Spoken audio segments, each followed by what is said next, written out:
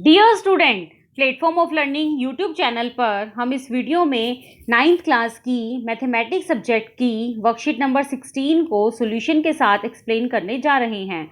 Video को पूरा ज़रूर देखें और अगर आपने अभी तक चैनल को सब्सक्राइब नहीं किया है तो इसे सब्सक्राइब ज़रूर कीजिए। तो चलिए स्टार्ट करते हैं worksheet number 16। Rationalization. What is rationalisation?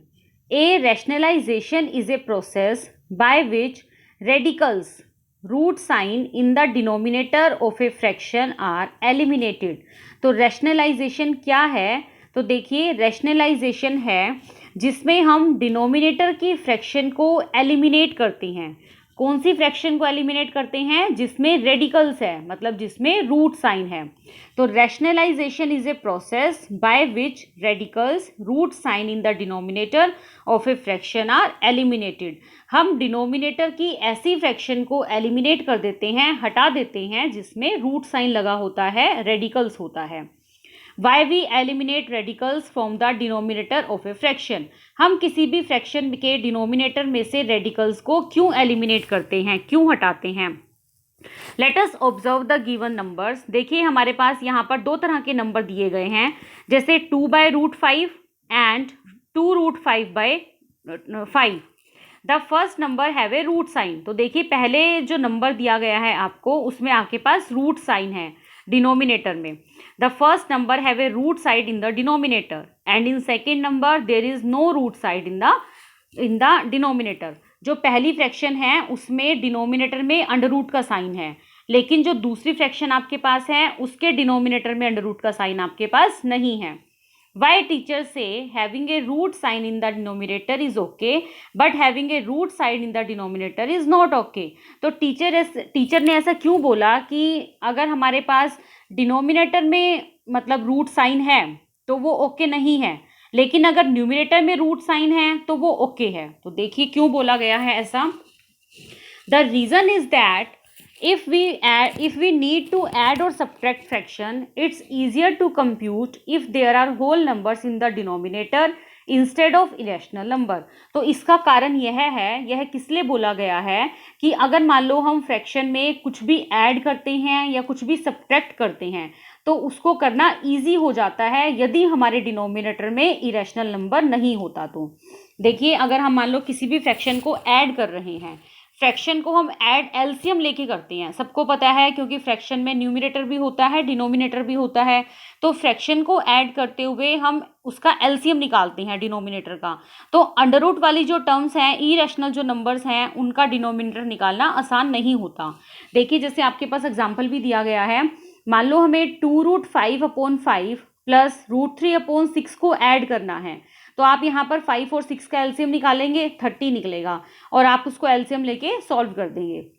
लेकिन अगर आपके पास इस तरह से कोई फ्रैक्शन दी गई है 7√3/√5 प्लस 1 प्लस √2/√5, तो देखिए अब इनका डिनोमिनेटर बड़ा आ जाएगा, √5 प्लस 1 और √5, इनका एलसीएम बड़ा आएगा, फिर मल्टीप्लाई करना भी मुश्किल हो जाएगा। तो इससे हमारा क्वेश्चन जो है वो बहुत ज़्यादा लेंथी बन जाएगा। तो इसीलिए बोला गया है कि रैशनलाइजेशन का मतलब है कि डिनोमिनेटर में जितने भी रेडिकल्स वाले मतलब टर्म्स हैं हमें उनको एलिमिनेट करना पड़ता है। For example, what would happen if we actually wanted to divide these given fractions? क्या होता है यदि हम इन दी गई फ्रैक्शंस को एलिमिनेट करते हैं? Try and discuss the result with your teachers and friends. इन्हें निकालिए, सॉल्व कीजिए और अपने टीचर अपने फ्रेंड के साथ डिस्कस कीजिए। तो देखिए इन्हें सॉल्व कराने से पहले मैं आपको कुछ स्टेप्स बताती हूँ कि हम रैशनलाइजेशन किस तरह से करते हैं। फर्स्ट स्टेप है multiply both numerator and denominator by the conjugate of the denominator. सबसे पहला स्टेप है, आप अपनी कॉपी में नोट कर लेना कि हम न्यूमिनेटर और डिनोमिनेटर दोनों से मल्टीप्लाई करते हैं। किसको? डिनोमिनेटर के कॉन्जुगेट को। अब देखिए कॉन्जुगेट कैसे निकालते हैं हम। To find the conjugate all you have to do is change the sign between the terms. Terms के बीच का साइन चेंज करने के बाद उसका कॉन्जुगेट निकलता है। फॉर एग्जाम्पल 2 प्लस √3, ये आपके पास एक टर्म है, आपको यदि इसका कॉन्जुगेट निकालना है तो जो ये इसका बीच वाला साइन है इसको चेंज कर देंगे। अगर प्लस है तो माइनस और माइनस है तो प्लस, तो इसका कॉन्जुगेट बनेगा 2 - √3। नेक्स्ट एग्जाम्पल देखिए, अगर आपके पास कोई टर्म है √2 माइनस √3, यहाँ पर माइनस का साइन है तो इसका कॉन्जुगेट क्या बनेगा, √2 प्लस √3। तो कॉन्जुगेट निकालने के लिए हमें उनकी टर्म्स के बीच के साइन को चेंज करना पड़ता है। But conjugate of single term is the number itself. For example conjugate of √3 is √3। लेकिन अगर हमारे पास सिर्फ सिंगल टर्म है, रेडिकल्स की कोई भी सिंगल टर्म है, यदि हमें उसका कॉन्जुगेट निकालना है तो उसका कॉन्जुगेट सेम रहेगा, उसमें कोई साइन आपको चेंज करने की ज़रूरत नहीं है। तो इसका फर्स्ट स्टेप क्या है, सबसे पहले न्यूमरेटर और डिनोमिनेटर से मल्टीप्लाई करना है। मल्टीप्लाई किसको करना है, डिनोमिनेटर के कॉन्जुगेट से। Second step, multiply numerator term with the numerator and denominator term with the denominator. Multiply करने के बाद आप दोनों टर्म्स को मल्टीप्लाई कीजिए, न्यूमरेटर को न्यूमरेटर के साथ और डिनोमिनेटर को डिनोमिनेटर के साथ। Step third, combine like terms and simplify the radicals. Like terms को कंबाइन कीजिए और रेडिकल्स को सॉल्व कीजिए। देखिए अब मैं आपको एग्जाम्पल समझाती हूँ, उससे आपको ये स्टेप्स क्लियर हो जाएंगे। फॉर एग्जाम्पल हमें √2 बाय √5 का रैशनलाइजेशन करना है। देखिए आपके पास टर्म क्या है, √2 अपॉन √5। अब हमारा पहला स्टेप क्या था कि न्यूमरेटर और डिनोमिनेटर से मल्टीप्लाई करना है, किसको, √5 के कॉन्जुगेट को। √5 का कॉन्जुगेट √5 रहेगा तो सेम √5 से मल्टीप्लाई कर दिया, √5 से डिवाइड कर दिया। मल्टीप्लाई करने के बाद न्यूमरेटर को न्यूमरेटर से मल्टीप्लाई करना है और डिनोमिनेटर को डिनोमिनेटर से मल्टीप्लाई करना है। तो मल्टीप्लाई कीजिए, 2 मल्टीप्लाई √5, √5 मल्टीप्लाई √5। ठीक है। Third step, combine the like terms and simplify. इन्हें कंबाइन कीजिए, मल्टीप्लाई करने के बाद लिखिए और सिंप्लीफाई कीजिए। यदि हम √2 को √5 से मल्टीप्लाई करेंगे तो हमें √10 मिलेगा और √5 को √5 से मल्टीप्लाई करेंगे तो हमें 5 मिलेगा। तो √2 बाय √5 का रैशनलाइजेशन क्या हो गया, √10/5। तो इस तरह से हम किसी भी टर्म के डिनोमिनेटर में से अंडर रूट वाली टर्म्स को, रेडिकल्स वाली टर्म्स को एलिमिनेट कर सकते हैं। Now let us practice. यहाँ पर हमारे पास कुछ क्वेश्चन दिए गए हैं, चलिए उन्हें सॉल्व करते हैं। देखिए फर्स्ट क्वेश्चन है, rationalize the following 1/√3। Now first step is multiply both numerator and denominator by √3। √3 से मल्टीप्लाई कीजिए दोनों टर्म्स को। 1/√3 multiply √3/√3। Now multiply numerator term with the numerator and denominator term with the denominator. 1 multiply √3 and √3 multiply √3.